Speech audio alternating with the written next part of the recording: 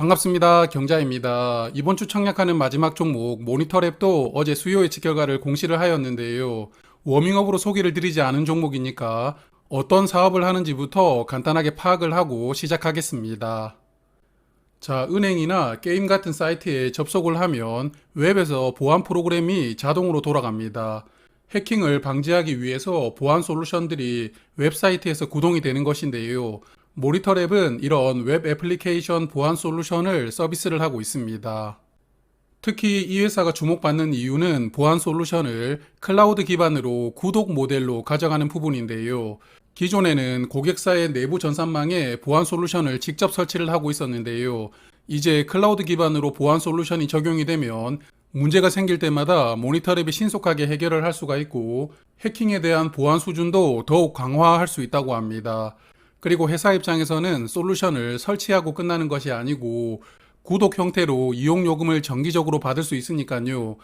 이런 구독 형태의 비즈니스 모델을 통해서 모니터랩은 회사를 점프업 시킬 수 있다는 계획을 이야기를 하고 있습니다. 실적을 보면 모니터랩은 22년 매출액이 141억 원이었고요. 순이익은 7억 원이었습니다. 매출이 매년 20억 원 정도 늘어나는데 이익은 21년 대비 줄어들었는데요. 그래도 꾸준히 흑자를 내고 있는 소프트웨어 기업이라는 것을 긍정적으로 봐야 될 것 같습니다. 자, 그러면 수요 예측부터 체크를 할 텐데요. 결과가 좋았습니다. 기관 경쟁률은 1715대 1이었고요. 의무 확약 비율이 6.1%였습니다. 그래서 이번 주에 청약하는 세 종목 결과를 보면 왠지 CU박스 일정이 중간에 끼어 있다 보니까 기관들의 외면을 받았던 것 아니었나 이런 생각도 드는데요. 다음 주에는 기가비스밖에 청약이 없는데 차라리 기가비스 청약이 끝나는 주 후반부로 일정을 잡았다면 수요 예측이 조금 달랐지 않았을까 그런 생각도 들었습니다. 그리고 의무 확약을 디테일하게 보면 3개월 확약 신청이 가장 많았고요. 다음으로 1개월, 15일 확약 순서였습니다. 자, 그래서 공모 가격은 상단 가격인 9,800원으로 결정이 되었습니다. 공모가 신청 결과를 보면 상단과 상단 초과를 신청한 비율이 90% 이상이었고요. 가격을 제시하지 않았던 기관을 제외하면 공모가에 대해서는 기관 투자자들이 거의 이견이 없었다고 볼 수가 있습니다. 그래서 모니터랩은 이번 IPO로 196억 원을 조달을 하고요. 공모가 기준 시가총액은 1215억 원으로 등장합니다. 모니터랩과 사업이 겹치지는 않지만 약간 성격이 비슷한 회사가 올해 2월에 상장을 했었는데요. 센즈랩 기억나시죠? 수요 예측 결과도 양호하게 나왔었고 특히나 상장 타이밍이 아주 좋았는데요. 시초가는 더블로 시작을 했고 장중에 따상까지 찍었던 종목이었습니다. 그래서 좋은 수익을 주었던 종목이었는데요. 두 종목을 비교를 해보면 센즈랩은 어제 기준 시가총액이 약 2천억 원 정도 됩니다. 22년 순이익은 23억 원이었으니까 모니터랩보다는 흑자 규모가 컸는데요. 먼저 PER로 밸류를 비교를 해보면 센즈랩은 약 86배, 모니터랩은 169배입니다. 둘 다 말이 되지 않는 밸류라고 생각을 하지만 그래도 모니터랩의 PER이 센즈랩보다는 2배 높습니다. 그리고 매출 기반의 PSR을 보면 센즈랩은 21.6배, 그리고 모니터랩은 8.6배입니다. PSR로 보면 PER과 반대로 센즈랩보다는 모니터랩이 저평가 상태인데요. 여하튼 두 종목 모두 성장주 프리미엄이 잔뜩 들어가 있다고 보거든요. 그래서 밸류를 비교하는 것은 의미가 없을 것 같고요. 그냥 수요 예측 결과가 좋았다는 것을 긍정적으로 바라봐야 되지 않을까 싶습니다. 자, 그러면 청약 정보 체크하겠습니다. 모니터랩은 11일 목요일까지 청약을 하고요. 다음 주 월요일에 환불됩니다. 환불 기간은 4일인 청약이고요. 어제 CU박스에서도 말씀을 드렸지만 상장일이 5월 19일 금요일로 예정이 되어 있습니다. CU박스와 같이 상장하는 일정인데요. CU박스와 모니터랩 수요 예측 결과가 극명하게 갈렸죠. 그래서 동시에 상장한다 하더라도 모니터랩은 영향을 최소한으로 받을 것 같습니다.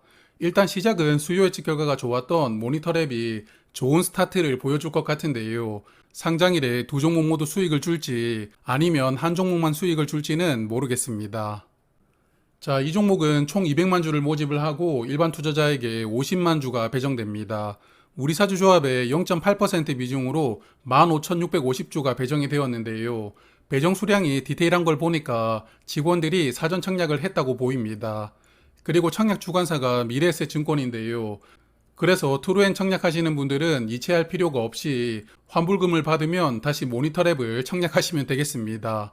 일반 청약 한도는 5만 주인데요. 풀 청약 증거금은 2억 4,500만 원이 필요하고 최소 청약 수량은 10주입니다. 증거금은 4만 9천 원이 필요하겠습니다. 상장일에 유통되는 물량은 296만 주로 전체 주식의 약 24% 정도 풀립니다. 공모가 기준 유통금액이 290억 원이니까요. 유통 물량이 좋습니다.